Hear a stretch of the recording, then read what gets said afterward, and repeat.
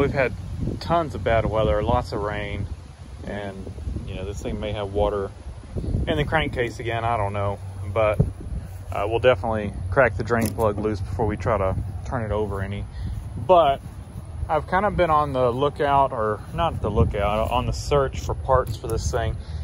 And I mean, as you would expect from a gray market tractor, I mean, this thing is, you know, if you think you have problems finding stuff for a Yanmar, try finding something for a Hinomoto, because it is hard to find parts. Some of these you can find parts for, because some of them were rebadged as Massey Ferguson's. I think there's, there may have been some that were also rebadged for Case, I can't remember. Maybe not Case, it was Case, can't remember. Anyway, it's hard to find parts, and I've found a source of possible used parts, but I mean, they didn't really have anything. They said they didn't. My first line, or first thing I was trying to find was the hydraulic lines, because I feel like that's kind of the thing I need to get first. Well, and I hope no water got down there. I had that over it to shine a light and see, but I feel like hydraulic lines are one of the first things I need to get, just so that I can run this thing longer. I don't want to run the pump dry. The company I found, I said, that says they carry used parts for these, they did not have the line. And so I had them quote me the price on a water pump and a generator. And they came up with, it was water pump, generator, and valve cover. And the total for all that was gonna be $400 plus shipping. So I told them, thanks. Let me try to figure out what I'm gonna do on the hydraulic lines, because since they didn't have those, I feel like I need to figure that out first. So I forgot to ask them about this water neck. We're probably gonna maybe make a water neck for it. That wouldn't be too hard. Or, you know, we, you know, press in a fitting here inside of that, and, you know, connect with that, and either like JB weld a fitting in there or something. We could probably do something like that, or Mike could even thread that and screw in a fitting. But we'll see. Kind of what I'm thinking right now is I may try to get this water pump off so that I can see what it is. There's some water pumps for these things on eBay, but I can't find one specific to this model. But I figure there's probably some that cross over. And so I think if we get the water pump off, I can probably match it up by picture and get a better deal on the water pump. And then for the generator, I'm not real sure what to do there. I may pull it off, see if I can maybe disassemble it and maybe just replace some bearings in it, get it freed up. It's kind of what I'm thinking there, or hoping there. And then for our pulleys and stuff, you know, we made in the fan, we're just gonna have to make it work somehow, you know, come up with some other option. Let's see, we got 1, 2, 3, 4 bolts. I'm gonna have to undo these 4. Let me see if I can get these out, and then I don't know if that pulley's gonna come off or not. Well, believe it or not, all those fasteners came off, just that, and nothing stripped out. None of the bolts rounded off. As nasty as those things looked, it all came out. Now this is the concoction of liquid that we have coming out of this thing. It kind of smells like antifreeze, but it looks like diesel. It's not diesel, it's some kind of water antifreeze mix, but I guess we need to, after we get this thing off and can kind of tell more about it, we're gonna need to make sure this thing is not cracked anywhere, you know, make sure it didn't freeze. but I think it may be okay. But we've got it broken loose. I'm gonna have to probably loosen off this. I may just go ahead and remove this generator. That may be the best thing. Go ahead and just take the bolts out of it and pull it off. I can't really get to the backside adjustment bolt on it very easily. So I think just removing it's probably gonna be our best bet. And then we'll get the water pump off. It's getting blocked by that. Again, fasteners just came out on this thing, surprisingly. So, you know, we've definitely got some nasty buildup in the block, and we're gonna need to kind of flush this thing out. I mean, it is caked full of just crud. So it's good we took this off, but yeah, it's definitely a mess, and it's gonna take a lot to get it out. Now the water neck, I mean, I think this thing's pretty much gone. We're probably gonna have to rebuild this thing and probably just make a steel plate and might thread it with pipe thread or something and put a 90 on it, or I don't know, that'd probably be the best route, or weld a fitting on it or something. We got this generator off. I think what I'm gonna do is I can get something on there and then maybe take that nut off and see if the pulley will come off. And if the pulley will come off, we can see if we can find some kind of a bearing in there we might could replace and just rebuild this thing. The pulley would probably clean up. This one maybe clean up as well. It's pretty chewed up, especially right in here, but we may be able to save it. Of course, no saving this fan, so we're probably gonna have to try to find a fan. The water pump, it is packed full of stuff. I mean, there's just been stuff living in this thing is, I think, part of the problem. And so I'm gonna take some pictures of this water pump. And the more I work on this little tractor, the more I like it. And so you can see our little, I'm gonna call it a stator. It kind of looks like a stator to me. But you can see our little bearing in there. It's just got a little snap ring that holds it. And the bearing actually is turning. It feels a little, well, I was gonna say it felt a little on the rough side, but after it moved a little bit, it feels good. And you can see the inside bearing right there. It just sits down in there. It feels decent as well. I think it was just crud in here. So I'm just gonna, for now, we're just gonna clean this thing up. I might see if I can get a number off of these bearings, and we'll just remember those. And I think we're just gonna put it back together. But it came apart super easy, and it seems like it will be okay. Now, it may not charge, but we'll see, I guess. All right, we've been getting tons of rain. I think the project for today is gonna be to clean up around here.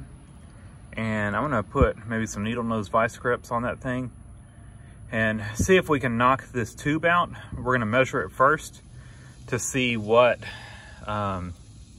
length it is, and then we're gonna see about possibly making a new dipstick tube to go in there.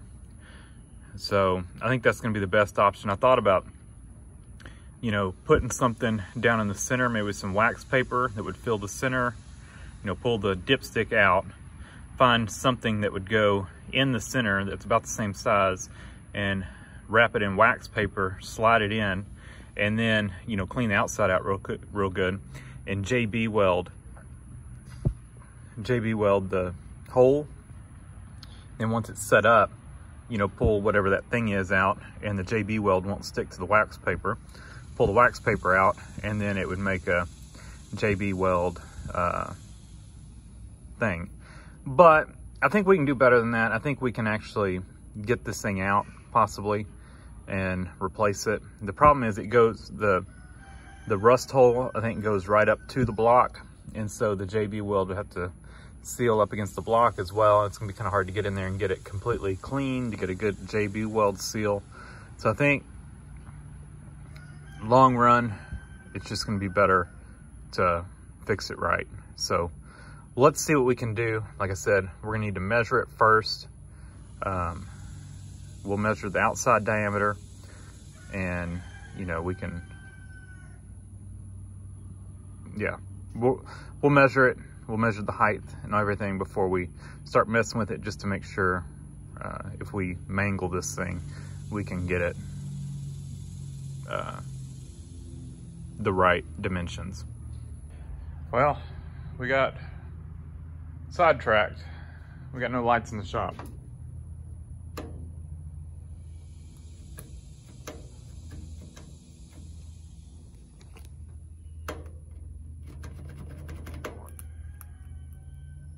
Did you hear it? I got a bad switch, or a bad connection at the switch. I'm gonna go flip the breaker off, and I'm gonna take this apart and fix it. And one new used switch later, and we've got lights. So I think that was one that I'd taken or replaced at my house when I sold it. It was functional, but it just wasn't the prettiest, you know. Previous people had painted all over them, and that's one thing. If you're selling a house and you've got, you know, outlets and switches that have paint on them and or just stained and grungy and look old, just take the time to replace them. It's cheap.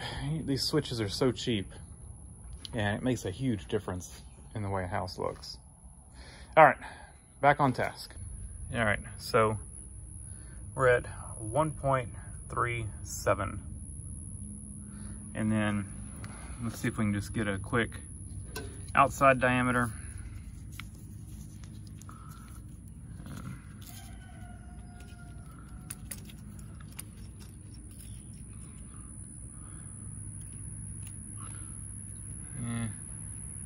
We're about at 0.58.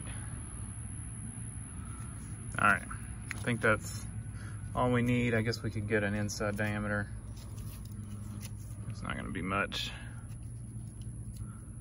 Miss my thing, grab my one that had a thumb wheel. This one does not.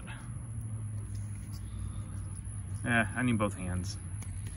Let's see if I can do that.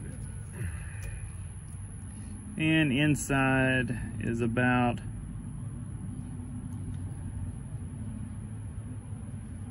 0.35.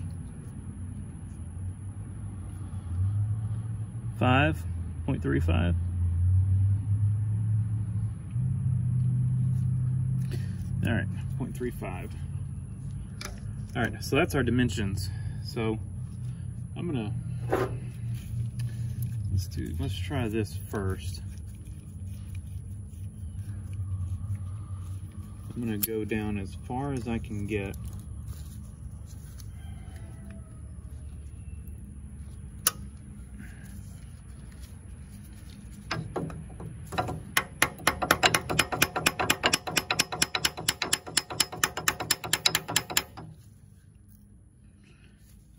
I'm gonna work on this a little bit, but this is basically what I'm trying to do.